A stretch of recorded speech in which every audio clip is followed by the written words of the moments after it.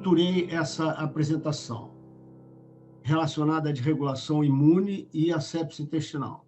Estrutura e fisiologia da barreira mucosa intestinal, celularidade e sistema imune, importantes marcadores estruturais, homeostase dessa barreira da mucosa intestinal, relações clínicas e a terapia nutricional, microbiota comensal intestinal indígena e concluindo com a caracterização dessa disfunção e falência gastrointestinal.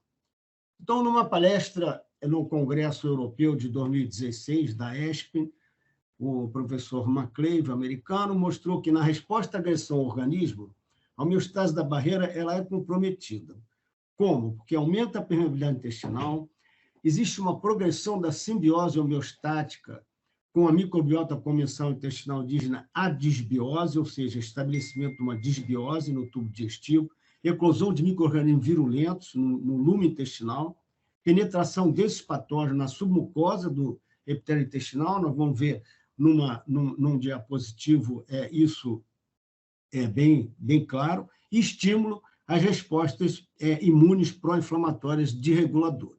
Então, aqui a gente está vendo como é que funciona toda essa estrutura do tubo digestivo, né? Que é uma estrutura macroscópica, anatômica, em que a gente vê todas as fases aqui da anatomia, as pregas, a mucosa, a submucosa, a muscular, circular e longitudinal, a serosa e as vilosidades que a gente vê aqui bem demonstradas, e as glândulas submucosas, que são, na verdade, glândulas acinárias, muito presentes no tubo digestivo alto, por onde vão passar águas, minerais e nutrientes, que normalmente faz parte de todo o processo nutricional.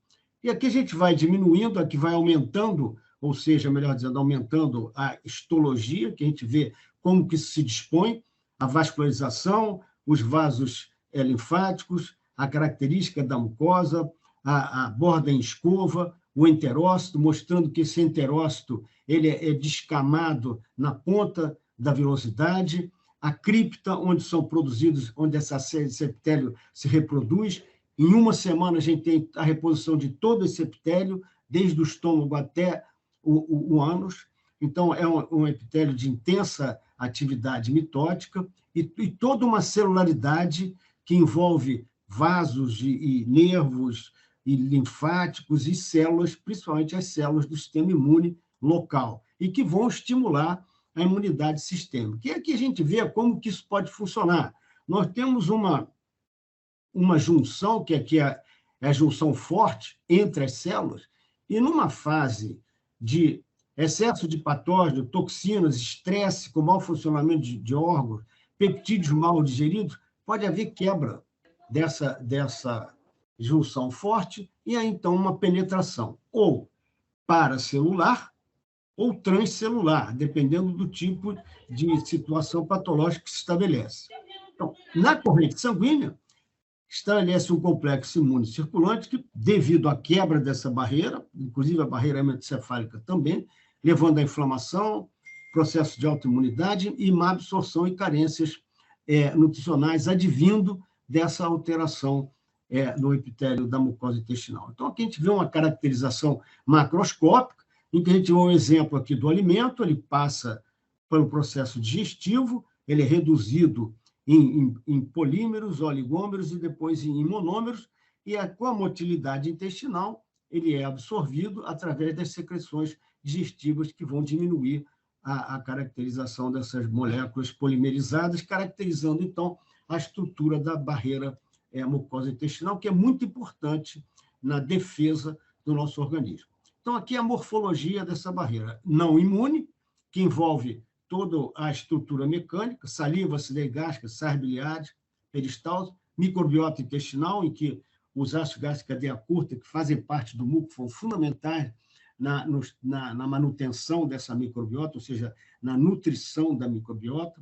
As células epiteliais, que são fundamentais, o enterócito, comunidade básica, e acima dele o glicocálice, quando está o muco e a imunoglobulina de secreção, e que vão caracterizar o complexo de junção, que é uma formação importante no tubo digestivo no sentido de proteção, de barreira. E a imune, que é a barreira funcional, que é o tecido linfóide associado à mucosa intestinal, que é o GALT americano, Gut Associated Lymphoid Tissue, que aqui chamam de telame, porque nós falamos em português. Células linfóides agregadas e não agregadas, placas de Paia, folículos e nódulos linfóides, o apêndice intestinal, onde tem agregados linfóides, e os linfócitos intraepiteliais, plasmócitos e macrófagos, que são o que vão secretar a imunoglobulina A de secreção, que faz parte do primeiro agente que vai na frente para lutar ou para fazer barreira aos agentes nociceptivos. Como a gente está vendo aqui nessa disposição, o intestino é um órgão metabólico central. Então, a inter-relação com vários sistemas do organismo. Mas ele tem uma necessidade metabólica, um total de quase 30 gramas de glutamina por dia em humanos e proporcionalmente no rato, quando a gente parte da experiência. O consumo endógeno vai de 6 a reserva, desculpe, endógena vai de 6 a 11 gramas no adulto rígido. E no estresse isso aumenta um pouquinho, podendo chegar a 16, 20 gramas. Então, aqui a gente vê essa relação importante, principalmente com a musculatura esquelética, que é uma fonte fundamental de glutamina, os alimentos também, fígado, a microbiota intestinal, que tem um papel fundamental, a medicação, que às vezes tem um papel maléfico, o pulmão, que é uma fonte de glutamina, o rim, que metabolicamente é muito importante nas transformações metabólicas, principalmente da citrulina e arginina, como nós vamos ver, e o sistema imune sistêmico, que passa a ser estimulado a partir desse estímulo originário no tubo digestivo. Então, a gente vê aqui o tubo digestivo, e aqui caracterizando a glutamina, e aqui a sua unidade básica, que é o enterócito. O enterócito como unidade básica, e aqui em cima a gente pode ver a junção forte e o complexo de junção, que é a junção aderente, que nós vamos dissecar isso em seguida. Então, aqui a gente vê como que funciona. Aqui aborda em escova a célula, o enterócito, e aqui como esse complexo juncional está dividido. Junção oclusiva, junção aderente, desmossomo, junção comunicante e o hemidesmossomo, que fica na parte inferior da célula para criar uma aderência mais completa. Então, isso caracteriza o complexo juncional, que é muito importante na manutenção da permeabilidade seletiva do tubo digestivo. Como nós estamos vendo aqui, num desenho, né, a gente vê a zona de oclusão, que é a zona mais acima, é onde está o componente actínico miosínico, que contrai e relaxa, seguindo da zona de adesão, é onde está a junção forte, depois os dermossomos,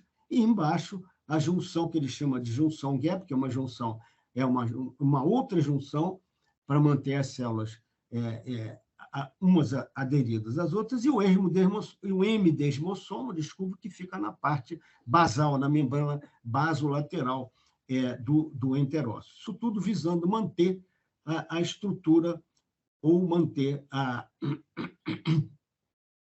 diminuição ou o controle da permeabilidade, que a gente vê numa macrofotografia, como essa junção forte se dispõe, aqui em cima a junção forte, aqui o desmossoma, e também no músculo cardíaco, como acontece essa disposição aí que a gente está vendo no desenho, onde essa estrutura se dispõe, que é muito importante. E aqui uma macrofotografia do desmossomo, que é mais uma estrutura de adesão, de manutenção da integridade dessa mucosa. Então, são estruturas muito importantes para a manutenção desse sistema no intestino relacionado ao telame, que é o tecido linfóide associado à mucosa intestinal. E aqui a gente vê a celularidade, a principal celularidade.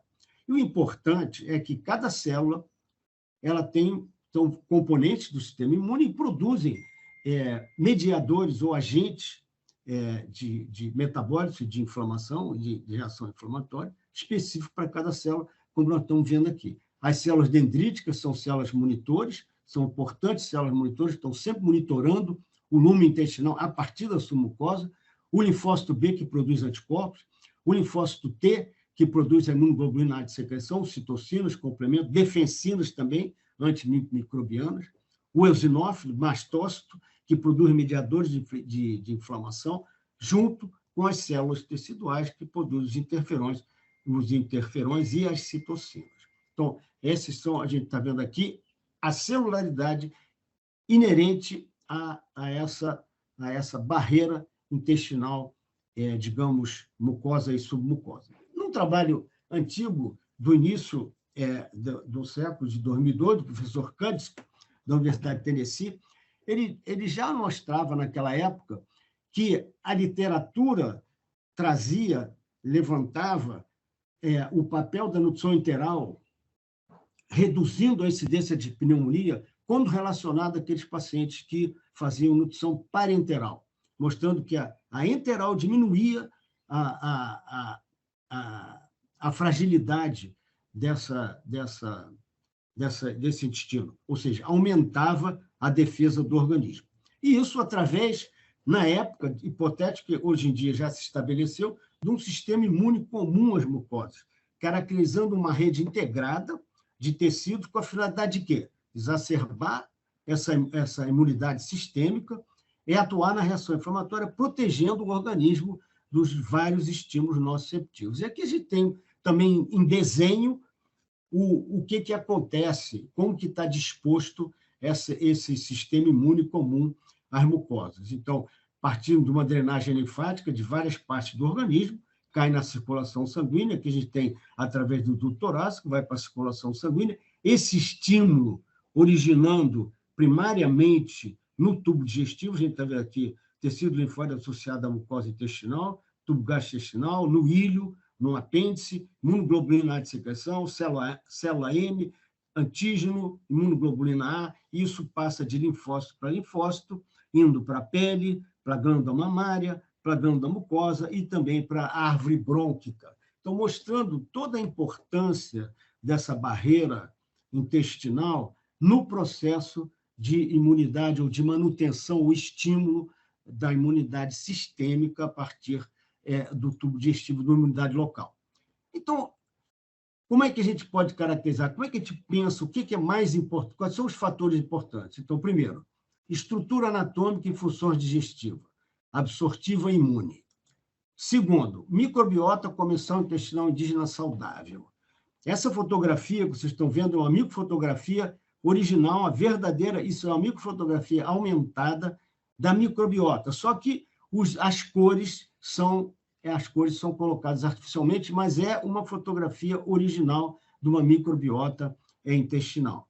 E a interrelação da mucosa epitelial intestinal com a microbiota saudável, mostrando aqui a célula dendrítica, os linfócitos que ficam na submucosa, os intraepiteliais, um muco mais aderido e um muco mais frouxo em estreita ligação com a microbiota e a imunoglobulina A de secreção. Então, o que acontece? Estabelece uma homeostase intestinal normal, mantendo o equilíbrio fisiológico normal entre o lume e a circulação sanguínea sistêmica, o que é importante para a nossa defesa no dia a dia. Então, seguindo nessa linha de raciocínio, o professor McClave, na palestra de 2016 no Congresso Europeu, ele mostrou a importância do intestino na influência à resposta ao estresse durante a agressão orgânica. Então, a expressão quantitativa desse tecido imune é muito importante. Então, no tubo digestivo, 60% a 70% do total do sistema linfóide do organismo e 80% do sistema imune secretor. A importância da expressão imune no tubo digestivo. Ou seja, uma extensão da interface com o meio externo. Grandeza da microbiota, comensal intestinal indígena. E só para a gente ter uma ideia, o acesso à circulação sistêmica, o fluxo sanguíneo total, é 1/4 do débito cardíaco que vai para o tubo digestivo. Então, a gente passa a ter uma ideia, um raciocínio de que, na doença grave, a perda da função dessa barreira, mucosa intestinal, e a exposição do hospedeiro aos efeitos maléficos do conteúdo do lume, faz com que o microbioma se torne um patobioma, aumentando a resposta metabólica imune e comprometimento da homeostase dos sistemas de defesa. Isso tudo partindo do tubo digestivo. Lá atrás também, no início do século, no ano 2000, um pesquisador francês, Pascal Crème, ele mostrou a importância da citrulina, a concentração de citrulina caracterizando a massa enterocítica, ou seja, a função da massa de enterócito. O quanto esse intestino é funcional em termos de defesa. Então, ele fez uma correlação aqui da concentração plasmática de citocina e do comprimento do intestino. Então, ele mostrou que quanto maior o comprimento, maior a concentração de citocina no sangue. Então, diretamente proporcional com a quantidade de enterócitos. E aqui ele botou os pacientes. Esses pacientes com o círculo branco são aqueles não dependentes de nutrição parenteral. E os com preto, que têm menor intestino aqui, em média, são aqueles que são dependentes de nutrição parenteral. E assim ele estabeleceu um limite mínimo, em que ele caracteriza pela concentração de citrulina. Infelizmente, aqui no Brasil, a gente não tem acesso a esse tipo de... Não tem laboratório, eu já pesquisei, não consegue fazer dosagem de citrulina sérica.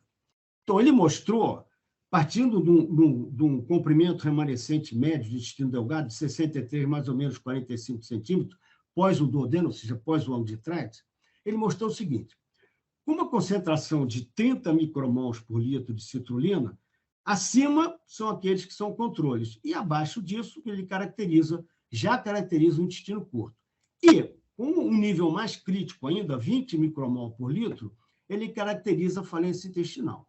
Se transitória, acima de 20 micromol por litro, aqueles que não serão dependentes permanentes de nutrição parenteral. E abaixo serão aqueles dependentes permanentes de nutrição parenteral, o que é muito interessante, porque é um marcador sério e que facilita muito, em conjunto com a propedêutica clínica, principalmente de imagem. E aqui ele fez uma correlação bastante interessante, esse mesmo autor, Pascal Crem, num trabalho mais atual, de 2014, em que ele mostra uma relação negativa e proporcional da citrulina plasmática com a proteína C reativa. O que ele mostra? Quanto maior a proteína C reativa no plasma, no soro, menor a concentração de citrulina, ou seja, é um intestino disfuncional. Ou a massa enterocítica está reduzida, ou ele está, digamos que, relativamente diminuído, não é? Embotado, digamos assim. E quando ele fez a comparação dessa concentração de vários mediadores, aqui ele estudou citrulina, glutamina, arginina, proteína C reativa, fator necostomoral-alfa, IL-10, fator necostomoral-alfa e IL-10 a relação, albumina e transtirretina.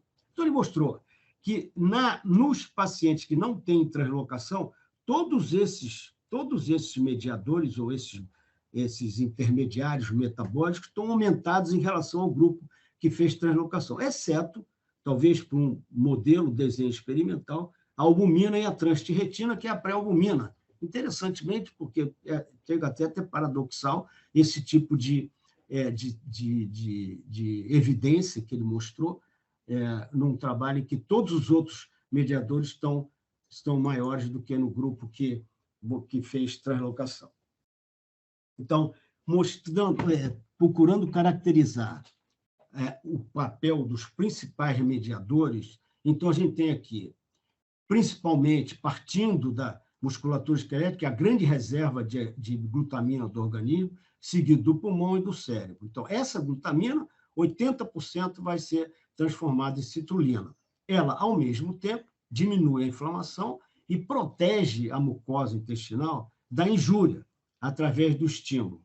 A proteína de choque 70, proteína de choque térmico 70 e os receptores PPAR-gama, estimulando e protegendo esse enterócito para a síntese de citrulina. Então, essa citrulina é secretada, ela vai diminuir a inflamação com diminuição da proteína C reativa e ela é transformada em arginina no rim pela ação da argininosuccinato sintetase e liase, indo a arginina, que, ao mesmo tempo, é um estimulante do sistema linfocítico mononuclear e que, paralelamente, pela ação da óxido nítrico sintase, produz óxido nítrico, levando à vasodilatação esplênica com melhor irrigação da velocidade intestinal. Então, com isso, o que acontece? Esses substratos são substratos muito importantes do ponto de vista metabólico, do ponto de vista imunológico e anti-inflamatório, essa tríade de aminoácidos. Com isso aqui, a gente caracteriza a homeostase da barreira. A gente está vendo aqui o muco, a imunoglobulina de secreção, a microbiota, o muco e os peptídeos antimicrobianos aqui. E esses PRR, que são justamente no enterócito, são os receptores reconhecedores de padrão, principalmente o TLR4, que é um receptor de seleção, que tem uma expressão bastante ampla em todo esse epitélio do tubo gastrointestinal. E também, aqui, como elemento fundamental da homeostase dessa barreira, a ação da junção forte, que vai, então, levar a um tecido linfóide associado à mucosa intestinal através de mediadores anti-inflamatórios, imunes anti-inflamatórios, e toda aquela celularidade e outros mediadores que são secretados na mucosa, caracterizando, então, uma barreira mucosa intestinal íntegra. Aí um trabalho holandês, ele mostrou o papel da microbiota intestinal na sepse. Ele fez aqui um diagrama conceitual mostrando a importância da desbiose e como ela se estabelece como fator de risco potencial de sepse em pacientes que entram e saem do hospital. Então, ele mostra que antes da internação, esse microbioma ele é robusto. Já com uma primeira internação, o que acontece? Já se estabelece algum grau de desbiose. O paciente vai de alta sem infecção. Já numa segunda reinternação, ele já vai de alta com infecção e essa desbiose já se altera.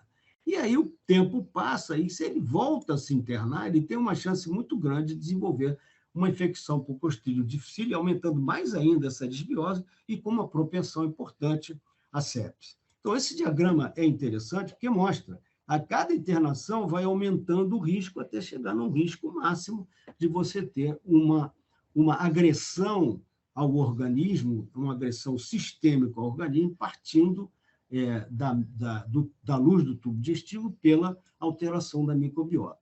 Então, a gente vê aqui o que ele caracterizou no resumo desse trabalho, resumindo as causas e consequências dessa transformação patológica da microbiota intestinal na sepse. Opioides são produzidos no sistema nervoso central. Diminuição da concentração de sais biliares. Alteração da motilidade intestinal. Aumento da produção de catecolaminas. Perda da integridade dessa mucosa, né? Da integridade estrutural do intestino. Ainda mais os moduladores externos, que é a nossa atuação. Antibióticos, descontaminação oral intestinal seletiva, inibidores de bomba de próton, nutrição enteral e parenteral, a oligomérica, a nutrição parenteral, em que você começa a desnutrir a microbiota, sedativos e opioides que altera a motilidade intestinal e as catecolaminas, que, obviamente, vão diminuir o fluxo hepatosplâncton. Então, as consequências são quais? Diminuição de ácido gástrico cadeia curta, que são fundamentais para a saúde do enterócito, principalmente dos colonócitos, um risco potencial de lesão de injúria renal, lesão aguda renal, aumento da virulência dessa microbiota, translocação bacteriana através de vasos sanguíneos e linfáticos, redução da modulação da resposta imune sistêmica e um aumento do risco de consumo de musculatura esquelética partindo de todo esse processo catabólico de sepse. Com isso, fica muito bem caracterizado, um estudo bastante antigo, você vê aqui de 1984, da Universidade de Cincinnati, da época do professor Wexley Alexander, em que aqui ele caracterizou o que ele fez. Ele fez 3 regimes de nutrição enteral precoce, bem imediata, em 24 horas, nutrição enteral tardia, 72 horas, 175 calorias, e 200 calorias com 72 horas também, ou seja, tardia. É um estudo experimental em que ele usou porquinhos da Índia, é o guinea pig, que o americano chama, e que ele caracterizou primeiro o quê? O gasto energético de repouso e o dia de pós-queimadura. Então, aqui você tem dia pós-queimadura, 2, 6, 9 e 13. Então, o regime, mesmo com 200 calorias, ele teve um gasto um pouquinho menor do que o regime que recebeu 175 calorias. Mas o regime com nutrição enteral tardia, 72 horas do insulto da queimadura.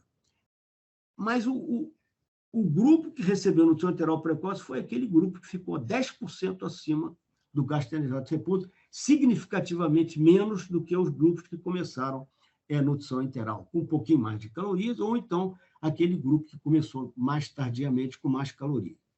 Quando ele fez a análise da concentração do ácido vanil-mandélico na urina, que é um metabólito direto das catecolaminas, correlacionando isso com o dia de pós-queimadura, ele mostrou que já no dia 1 e 2, pós-queimadura, a concentração bem baixa era justamente do grupo que recebeu nutrição enteral precoce em relação aos outros grupos.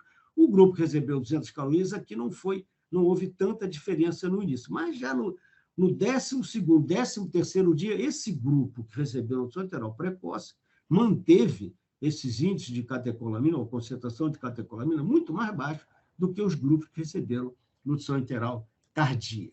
E ele aproveitou, trabalhando com a dosagem do cortisol e do glucagon sérico, ele fez uma correlação com o peso da mucosa jejunal. Então, o que ele mostrou?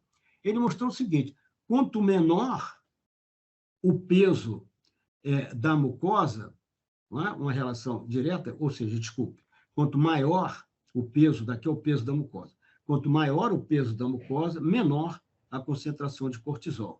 Quanto maior o peso da mucosa, menor a concentração de cortisol. Quanto menor o peso da mucosa, maior a concentração de cortisol. Quanto maior o peso da mucosa, menor a concentração de cortisol. E assim, igualmente, com o glucagon.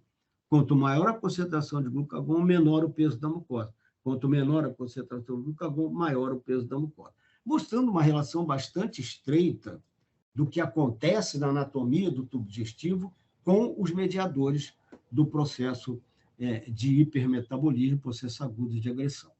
Aqui, esse trabalho é muito interessante, eu trouxe esse trabalho porque a gente olhando assim, é uma revista paquistanesa em que os autores são chineses.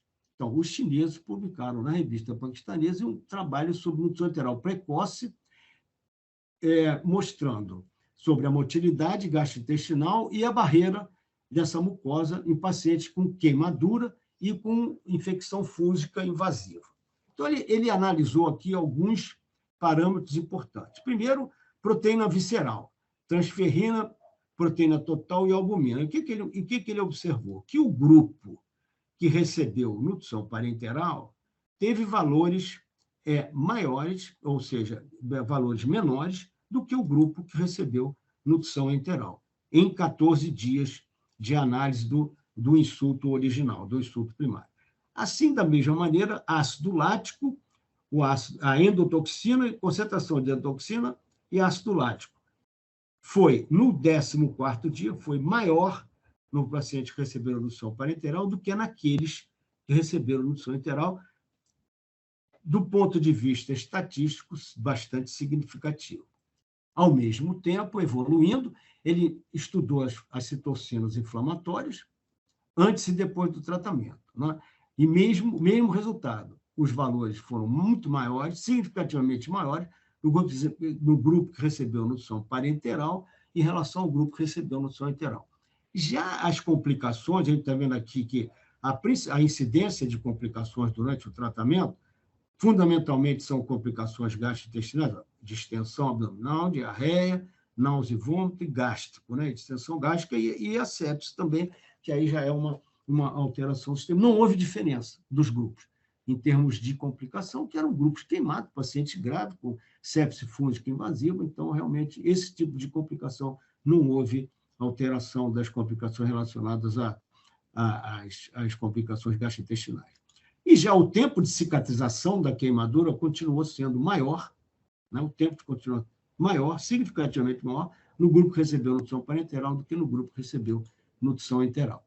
Então, ele conclui aqui o seguinte, que a nutrição enteral precoce, enriquecida com arginina em pacientes com infecção fúngica, induzido pela queimadura, no caso grande queimado, melhora a segurança, a desnutrição e a reação ao estresse agudo.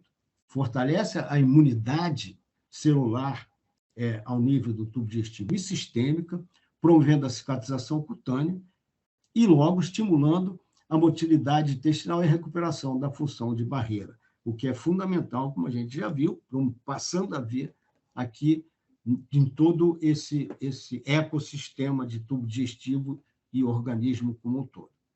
E aqui, só para caracterizar do ponto de vista visual, do ponto de vista de desenho, a gente vê aqui uma disposição de como que essa vilosidade, os enterócitos, são dispostos às células do sistema imune, à vasculatura, os linfáticos, e assim por diante. CD4, os linfócitos intraepiteliais são muito importantes, a célula dendrítica, que é um monitor do que acontece aqui no lume intestinal, imunoglobulina A de secreção, e assim por diante.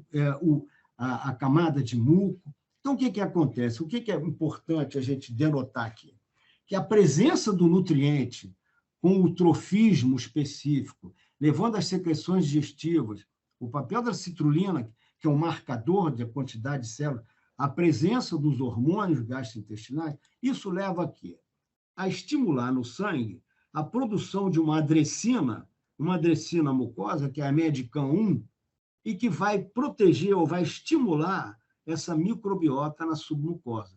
E, ao mesmo tempo, inibindo a ação de uma adesina, de uma molécula de aderência intercelular, que é o ICAM1, que iria inibir toda essa imunidade local, gastrointestinal, e, ao mesmo tempo, indo para a imunidade sistêmica. Então, é muito importante a gente ver que cada vez mais é importante a presença dos nutrientes no tubo digestivo. A presença do nutriente em contato com o tubo digestivo. Por quê? O que acontece aqui na modulação nutricional da barreira?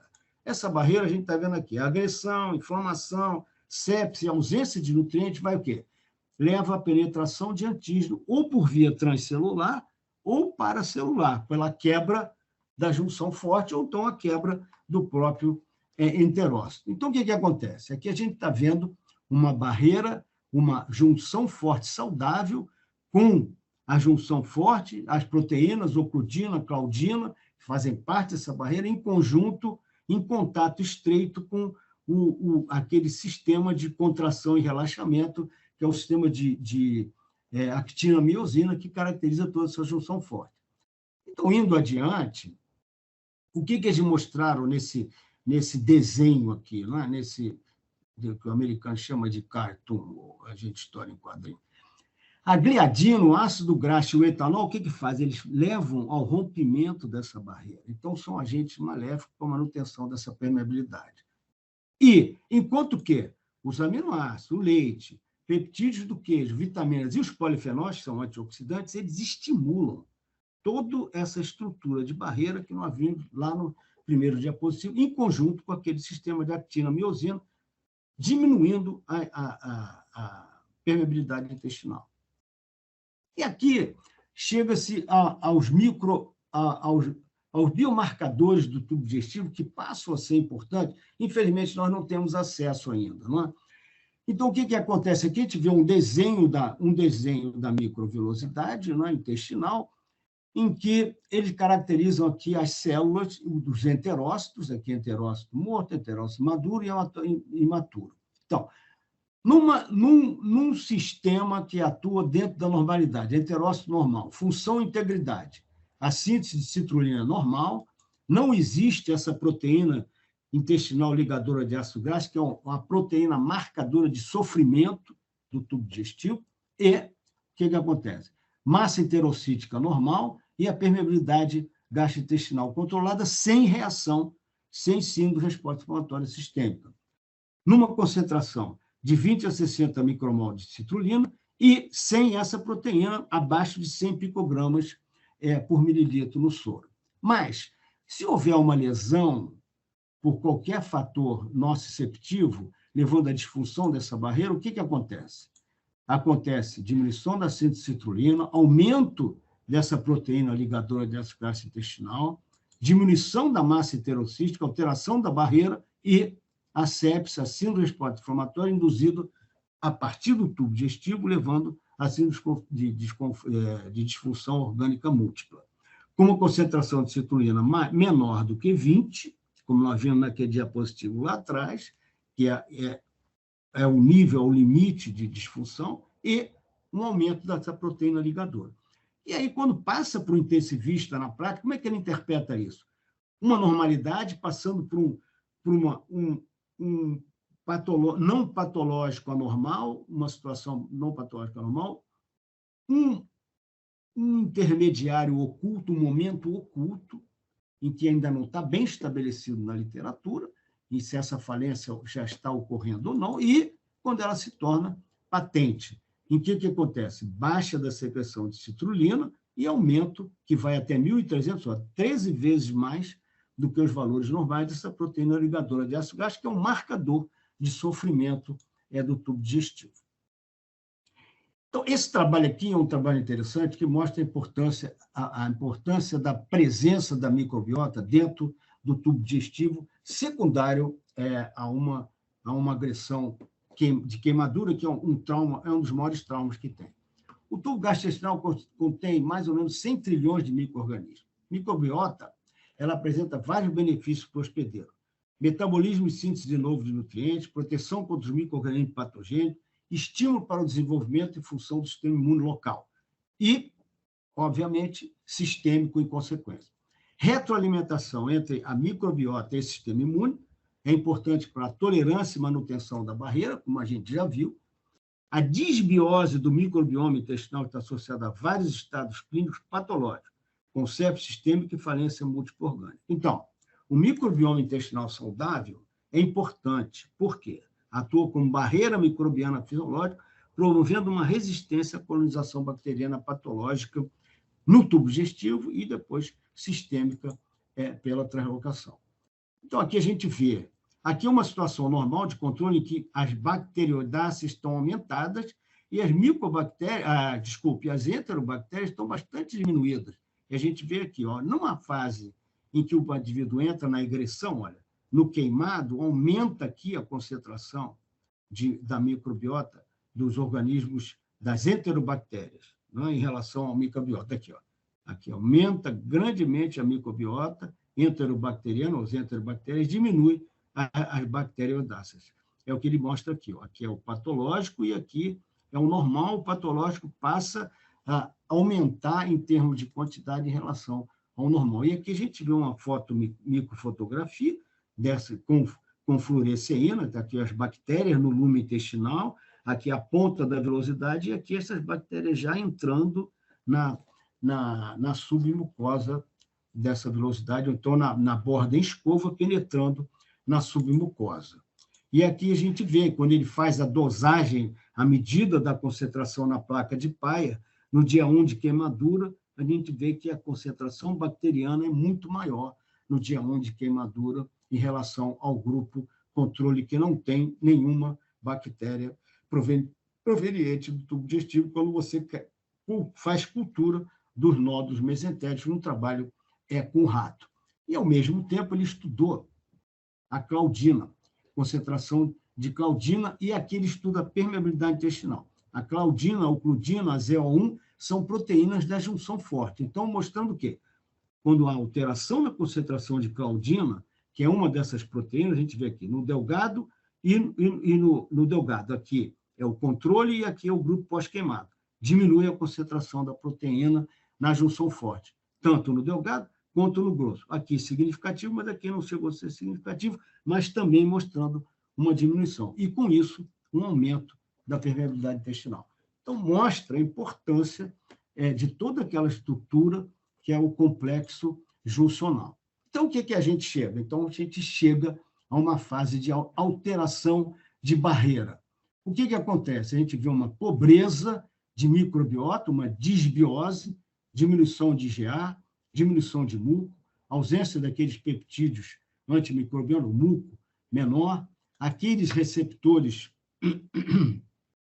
Os receptores reconhecedores de padrão, que é o TLR4, diminuem a sua concentração, o enterócito se torna disfuncional e a junção forte é seccionada, alterando aquela rigidez, aquela proteção maior da barreira, com desregulação da resposta imune, tecido linfóide disfuncional, citocinas inflamatórias e a estrutura na submucosa alterada. Citocinas grandemente inflamatórias e células protetoras do tubo digestivo, todas elas desreguladas e diminuídas ou inibidas, tornando essa barreira intestinal disfuncional em relação ao normal, em relação a uma situação de homeostase. Aqui um trabalho também antigo, já antigo, de 2003, do Alverde, em que ele mostra, nesse trabalho aqui, influência do estado crítico, do estado grave nas interações dessa microbiota do intestino e a sepse derivada do tubo digestivo. Ele diz o quê? Ele diz aqui que a bacteremia proveniente do tubo digestivo, a partir do tubo digestivo, em si, ela tem um baixo potencial inflamatório e não leva à resposta inflamatória sistêmica e à falência orgânica.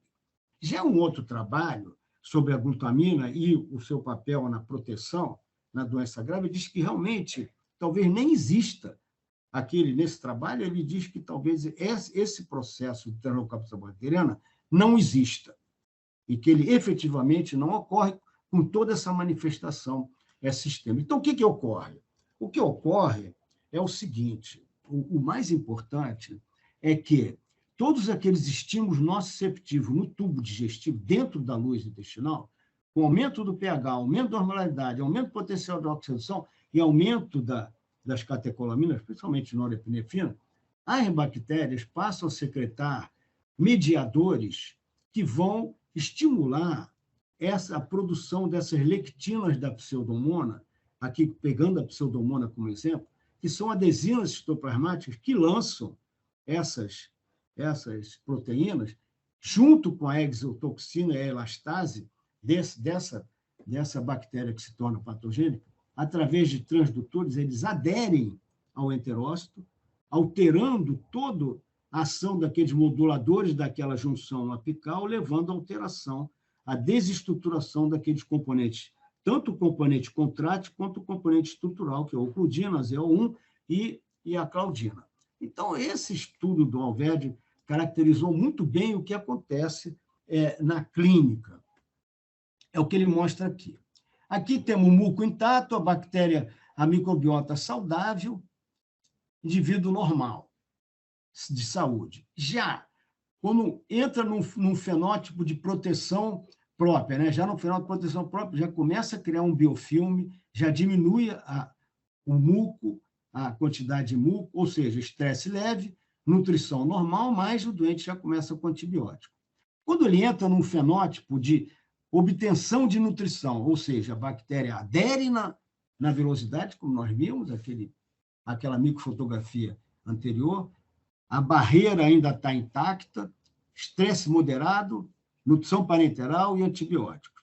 E aqui, quando entra num fenótipo desregulador, quando toda essa ação de estresse já é muito grande, o catabolismo é muito intenso, essas microbiotas se adentram, já estão aderidas, se adentram, estresse grave, hipóxia, suporte de vida, nutrição parenteral e múltiplos antibióticos, levando, então, àquela alteração da junção forte e levando ao fenômeno de translocação bacteriana. É o que ele mostra aqui num outro trabalho, um pouquinho mais novo, em que ele mostra aqui uma situação de homeostase com todo o equilíbrio entre a microbiota, o muco, o enterócito, aqueles mediadores, proteína de choque térmico e outros mediadores na luz do intestino e também no epitélio e na submucosa, mantendo a homeostase e a proteção dessa barreira aqui que fica íntegra. Mas, na presença de catecolaminas, com alteração do pH, CO2 e oxigênio, ou seja, oxigenação, presença de antibióticos que agride a microbiota, opiáceos que diminuem a motilidade e nutrição enteral oligomérica e nutrição parenteral que desnutrem a microbiota, o que vai acontecer? Ele mostra aqui uma disjunção de todo esse equilíbrio.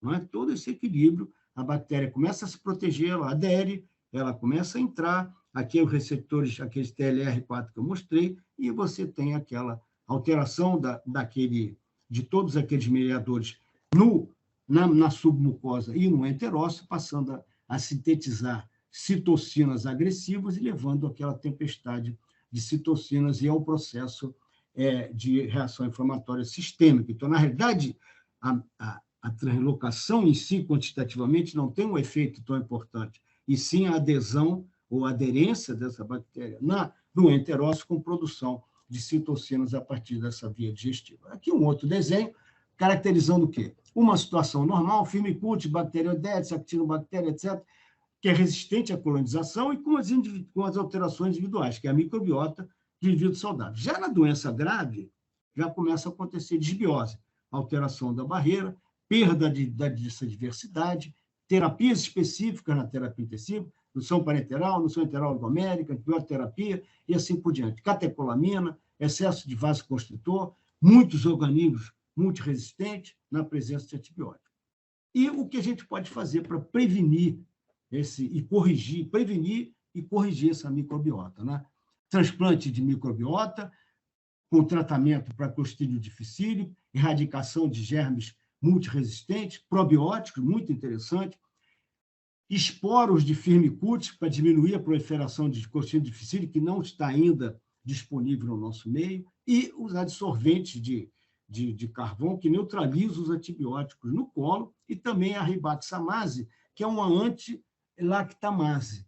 É uma antilactamase que reduz os resíduos de ceftriaxona no organismo, protegendo essa microbiota. Então, quais são os fatores relevantes da sepse de origem intestinal? A translocação e a sepse de origem intestinal consequente. A disbiose, ruptura de barreira, diminuição da resistência contra a colonização pelos peixes patógenos, papel potencial das alterações metabólicas, ou seja, metabólico benéfico, não tóxico e também maléfico, passa a ser secretado, interação dessa microbiota com a imunidade intestinal, comunicação dessa microbiota à imunidade inata, diálogo entre a microbiota e a imunidade adaptativa da mucosa intestinal, presença de outros micro-organismos na microbiota, e junto com essa microbiota comensal intestinal indígena, ou seja, a fúngica, feitos benéficos e nocivos, Saccharomyces boulardii, Candida aspergillus, parasitos, blastocistos e amebozoa, e o viroma intestinal, que são vírus bacteriófagos e eucarióticos que vão atuar contra essa microbiota patológica, patogênica. E a manipulação dessa microbiota pelo tratamento da sepse de origem intestinal com um transplante ou a terapia nutricional, ou seja, nesse caso, mais precoce possível. E aqui, para finalizar, estou terminando a exposição, um trabalho publicado no Current Opinion de Terapia Intensiva, da Anika Reitan Blazer, que ela é da Estônia, ela é estoniana, mas ela faz muito trabalho, então aqui ela caracterizou muito bem. Você pode ter uma injúria primária, não é? Através de uma patologia abdominal, um trauma, uma cirurgia direta no tubo digestivo, caracterizando uma resposta inflamatória primária com recuperação, ou o indivíduo pode entrar com uma doença grave de origem não abdominal, levando a hipoperfusão, que vai ser obrigado a passar por um processo de ressuscitação com vasopressor e fluido, com isquemia de reperfusão e edema, caracterizando, então, uma injúria, uma resposta inflamatória secundária a uma injúria do tubo digestivo, e que progride para perda de barreira ou para recuperação. Se o doente se torna um paciente mais grave, com doença crônica, né, dentro da terapia intensiva, vai ter endotoxina, translocação de endotoxina e bactéria para o sangue portal e linfótico, translocação de agentes pró-inflamatórios para os linfáticos, levando a síndrome de disfunção, que caracteriza a resposta inflamatória do tipo 3, e a sepse partindo do tubo digestivo. Então, como é que a gente pode resumir tudo isso que foi mostrado aqui de maneira um pouco rápida, mas resumido também? O intestino é um órgão metabólico central e tem como sua unidade básica o enterócito, como a gente viu, fundamental, e como marcador a citrulina. A mucosa intestinal apresenta estrutura e função que está fundamentalmente baseada no complexo de junção do sistema imune com as mucosas, na microbiota intestinal e na microbiota intestinal, que é importante, atuando em conjunto. Essa barreira ela é protegida pela presença dos nutrientes intraluminais, como nós vimos lá, que passam aqui, podem ser protetores ou agressores específicos, geralmente protetores à presença de nutrientes no tubo digestivo. A circulação hepatospânica é grande, 20% a 25% do débito cardíaco, e ela fica intensamente comprometida na presença de estabilidade hemodinâmica e principalmente no uso corrente, frequente de vasoconstritores, né, de drogas vasoativas, levando à presença de marcadores de falência de barreira, aquela proteína ligadora de ácido graxo e a diminuição da concentração sérica de citrulina. Então, nos estados de agressão, o enterócito descamado e a citrulina, marcador plasmático de massa heterocítica ativa, tem uma relação inversa com a inflamação, né? Quanto maior, menor é a citrulina, porque diminui a massa heterocítica. Essa resposta metabólica à agressão, ou seja, se uma resposta inflamatória sistêmica, apresenta importante gatilho naqueles receptores e marcadores lá no epitélio intestinal, espalhando por toda a organização do organismo, né, imunológica e circulatória, levando a essas alterações à distância em vários sistemas, renal, mamário, pulmonar e assim por diante. Pele, glândulas sudoríparas. Então, a alteração dessa microbiota, a gente chega à conclusão, a microbiota comercial indígena, intestinal indígena, na agressão orgânica propicia os seguintes eventos: aumento da permeabilidade intestinal, aderência de patógenos intraabdominais intraluminais à mucosa, aumento da secreção de citocinas e translocação bacteriana, ou seja, o efeito da translocação, mas também uma quantidade de translocação e facilitação da falência múltipla orgânica. E, com isso, a gente caracteriza aqui esse assunto, que é a desregulação imune, não é? E a sepse intestinal, com falência de múltiplos órgãos. Mais uma vez, agradeço a atenção de todos e ao honroso convite de fazer essa exposição. Beleza, Eduardo. Detalhou bem no íntimo, né, toda a complexidade aí dessa barreira da mucosa intestinal, ações de regulação em relação com a falência múltipla órgãos. Vou passar rapidamente a palavra aqui ao André, porque a gente está com o tempo muito adiantado, para a gente encerrar a sessão. Mas começou 1 hora atrás, são 14h01, até que... Pena que perfeito. Toda aquela distócia inicial, né? Uhum. Aquilo aí é que alterou tudo. Não, enfim, lamentavelmente a gente teve um contratempo técnico e aí isso acabou atrasando. Mas, doutor Eduardo, belíssima apresentação, uma demonstração de cultura, de fisiopatologia, de fisiologia, assim, absolutamente ímpar, né? Muito obrigado. Uma pena que a gente não vai conseguir discutir. Eu fiquei com um monte de questões aqui que a gente eventualmente poderá discutir mais a fundo depois, né? Quando a gente tiver um pouquinho mais de tempo. Muito obrigado, doutor Eduardo. Sensacional a apresentação. Parabéns. Eu que agradeço pelas palavras mais uma vez e pelo convite. Imagino. Valeu, Eduardo. Muito obrigado. Até breve, então. Igualmente, Abraço abração para pra vocês. vocês. Bom dia. Grande abraço.